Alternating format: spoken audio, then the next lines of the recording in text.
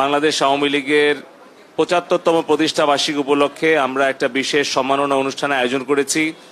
জুমার নামাজের পরেই সে আয়োজন হবে এবং আমাদের কেন্দ্রীয় আওয়ামী লীগের সাংগঠনিক সম্পাদক এস.এম. কামাল হোসেন কিছুক্ষণের মধ্যে আমাদের মাঝে আসবেন। তো আজকে সকালে আপনারা যারা সাক্ষাৎ প্রার্থী আছেন তাদের সাথে আমি মতবিনিময় করব। আপনাদের অভাব, অভিযোগ, সুপারিশ, দাবি এই সব কিছুই আমি শুনবো।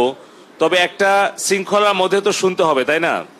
এখানে ধরেন যে আপনারা 200 জন আছেন, এখন যদি আপনারা নিয়ম ভেঙে যদি সবাই এসে বলেন যে আমার জরুরি, আমার এখনই বাসায় যেতে হবে, আমারটা আগে করে দাও, তাহলে আমি কিভাবে বিবেচনা করব যে কারটা আগে করব কারটা পরে করব? তাহলে একটা বিশৃঙ্খলা হবে না? তাহলে উপায় কি? উপায় হচ্ছে যে একটা তালিকা আছে এইখানে, আমার যারা সহযোগী আছে তারা, আপনারাও যেরকম কষ্ট করে এসেছেন, আমার সহযোগীরাও কষ্ট করে একটা তালিকা তৈরি